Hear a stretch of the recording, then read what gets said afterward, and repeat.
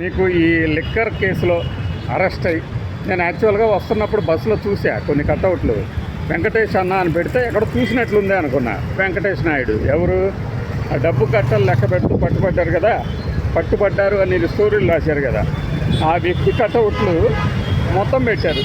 Hyderabad Jubilee hills ఇంతకన్నా costly area అక్కడ ఉంటుంది. ఇది చూడండి, టీం వెంకటేష్ నాయుడు అట, జూలై 31 నా కనబడుతున్నాడు కదా.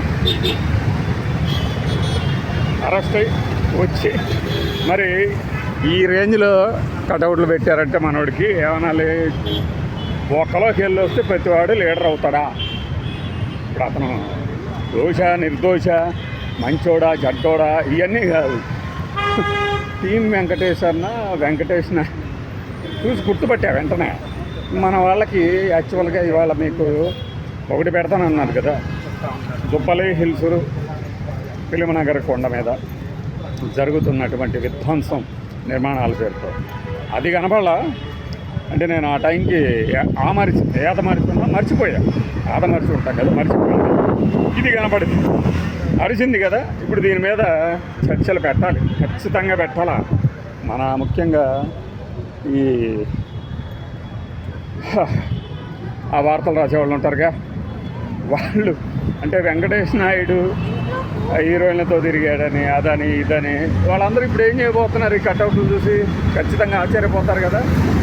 వెంకటేష్ నాయుడు ముందు వెంకటేష్ అన్న ఆయన పెట్టగానే ఆ ఫ్లెక్సీలు అవి చూసి ఆశ్చర్యపోయా, ఎవరు సంథింగ్ ఎక్కడో చూసినట్టుంది అని.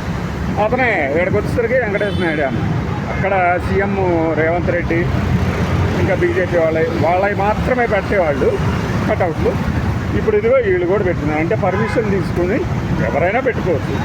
కానీ పొలిటికల్గా ఇంత సంచలనం కలగజేయించినటువంటి కేసులో మన అరెస్ట్ అయ్యేలా బయటకు వచ్చినందుకు అంటే బర్త్డేనో మరి ఇంకోటో తెలియదు. కానీ మొత్తానికి మనవాడు నెగిటివ్ సెన్స్లోనే అసాధ్యుడప్ప అనే వాళ్ళకి ఏం చెప్తారు? కేసులు అరెస్ట్ అయ్యి దండాలు పెట్టుకుంటూ రావటం అనేది చూస్తూనే ఉంటాం. అయితే ఇలాగా కూడా జరుగుతుందా అనిపించేలాగా మీకు ఈ వీడియో చూపించా.